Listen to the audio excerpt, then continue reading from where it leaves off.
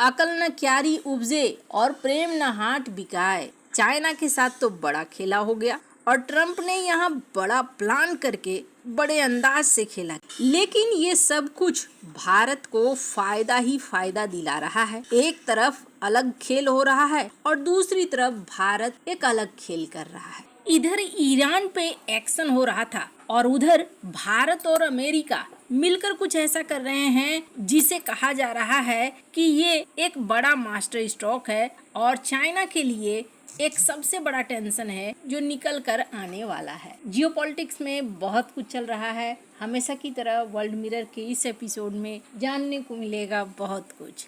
आइए जानते हैं इन खबरों को विस्तार से। ईरान हमले को सिर्फ उसके न्यूक्लियर हथियारों से जोड़कर नहीं देखा जाना चाहिए। ये अमेरिका का एक बड़ा प्लान है, बहुत बड़े प्लान का हिस्सा है, इंडो पैसिफिक का प्लान। ईरान में अगर सरकार गिरती है तो चीन के सालों की मेहनत बर्बाद जाएगी। अरबों डॉलर का खर्चा करके जो एक क्षेत्रीय पिलर बनाया था वो ढह जाएगा। ईरान पर परमाणु बम बनाने या आतंकवाद फैलाने जैसे आरोप भले ही लगे, लेकिन ईरान का महत्व तो बस इतना नहीं है। ईरान मतलब लेबनान से यमन तक फैला मिलिशिया, गल्फ सिक्योरिटी आर्किटेक्चर और कच्चा तेल है। और इसलिए चीन के नजरिए से देखने पर अमेरिका के बहुत बड़े स्ट्रेटजी का पता चलता है, बहुत बड़ा प्लान। हकीकत ये है कि ईरान के जरिए एक स्ट्रक्चरल एसेट्स बनाने में चीन ने सालों खर्च किया है और अरबों डॉलर बहाए हैं। इसलिए मिडिल ईस्ट में जो कुछ हो रहा है उसके पीछे एक बहुत बड़ी जियोपॉलिटिक्स है। ईरान पर हमला करके डोनाल्ड ट्रम्प प्रशासन ने चीन के क्षेत्रीय आर्किटेक्चर के एक पिलर को तोड़ने की कोशिश की है। अगर ईरान में अमेरिकी हमला कामयाब रहता है और सरकार गिर जाती है तो वेनेजुएला के बाद चीन के लिए ये एक बहुत बड़ा झटका। ईरान में वर्षों के मेहनत के बाद एक मजबूत सरकार का निर्माण हो पाया था जिसका क्षेत्रीय वर्चस्व, कई देशों में प्रॉक्सी संगठन थे और कई अहम व्यापारिक मार्गों पर कंट्रोल था। एक मजबूत इस्लामिक रिपब्लिक का निर्माण कम से कम 40 साल की कठिन मेहनत के बाद हुआ था। लेकिन supreme leader Ayatollah Ali Khamenei की हत्या के बाद वो दीवार सिर्फ चंद हफ्तों में ढहती दिखाई दे रही है। ईरान की इस्लामिक सरकार अपने निर्माण के बाद से सबसे कमजोर स्थिति में है। चीन ने इसे बचाने की कोशिश भी की।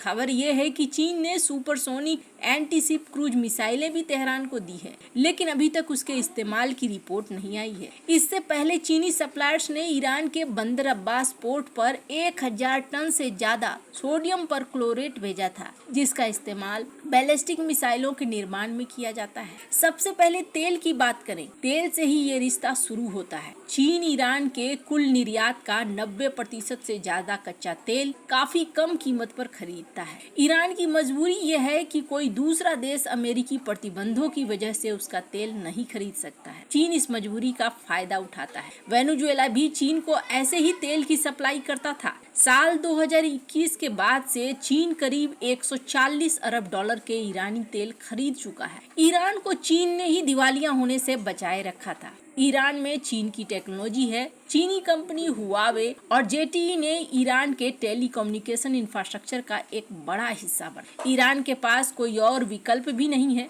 2010 जेटीई ने ईरान के सरकारी टेलीफोन और इंटरनेट नेटवर्क पर सर्विलांस सिस्टम लगाने के लिए $130 मिलियन का कॉन्ट्रैक्ट साइन किया। हुआवे देश की सबसे बड़ी टेलीकम्युनिकेशन इक्विपमेंट प्रोवाइडर बन गई।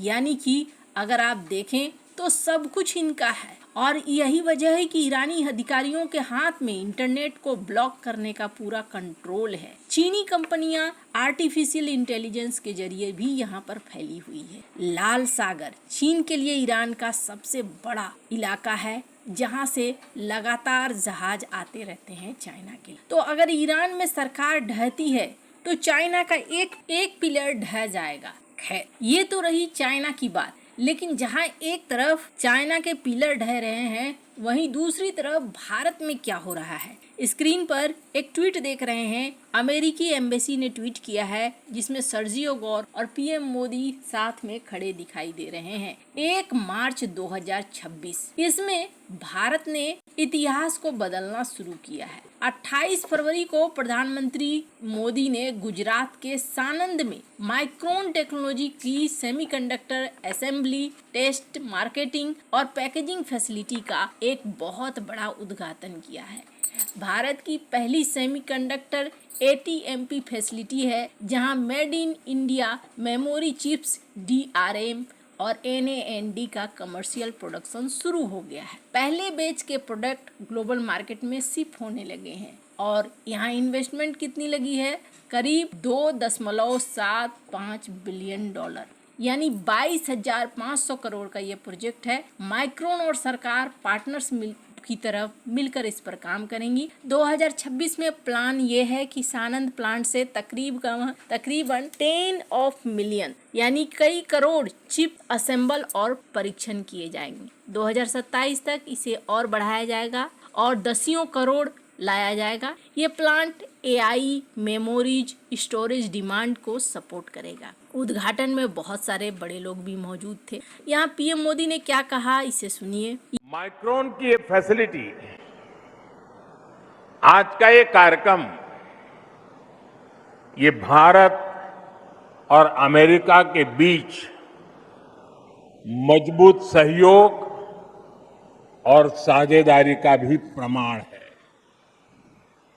खासतौर पर AI और चिप जैसी टेक्नोलॉजी के क्षेत्र में भारत और अमेरिका की साझेदारी बहुत महत्वपूर्ण है। यहाँ PM मोदी ने इस बात को साफ किया कि 21वीं सदी का तेल है माइक्रोचिप। ये बात तो बिल्कुल साफ है। और दूसरी तरफ US इंडिया पार्टनरशिप को भी हाईलाइटेड किया गया। ये भी देखने को मिला कि एम्बेसडर सर्जियो गौर ने भी इस विषय पे एक भाषण दिया। स्क्रीन पर इस वीडियो को सुनिए। To join you today for this historic moment, the inauguration of Micron's Pioneer Project, India's first major semiconductor assembly and test facility. This $2.75 billion investment represents far more than a new factory. It represents the future of American technology leadership, the strength of the US-India partnership. यहाँ पर इन्होंने कहा कि ये एक ऐतिहासिक क्षण है जहाँ भारत और अमेरिका की पार्टनरशिप सामने आ रही है। भारत की भूमिका को लेकर भी इन्होंने कहा, सेमीकंडक्टर सप्लाई चेन में एक ऐसा देश होना चाहिए जो विश्वासी हो। और PM मोदी की भी तारीफ की कि ये वो समय है जहाँ भारत ने ये तय किया कि ठीक है, हम इस सप्लाई चेन में आएंगे और हम एक मजबूत पार्टनर बनेंगे। भारत अमेरिका पार्टनरशिप और विश्वास को लेकर भी कहा गया। गुजरात की भी उन्होंने तारीफ की और कहा कि यहाँ निवेश के अवसर देखने को मिल रहे हैं। भारत के लिए ये एक बहुत बड़ा कदम है। जो लोग इसे हल्के में ले रहे हैं, हल्के में मत लीजिए। सेमीकंडक्टर ही भविष्य है और अगर भारत इस सेक्टर में अभी आगे बढ़ रहा है तो ये भारत के लिए बहुत अच्छा है, क्योंकि जल्द ही भारत इस सेक्टर में तेजी से आगे निकल जाएगा। एक समय था चाइना के लिए जब मैन्युफैक्चरिंग का सेक्टर उनके हाथों में आया, इस वक्त भारत के लिए है और दूसरी तरफ चाइना कमजोर होता हुआ भी दिख रहा है।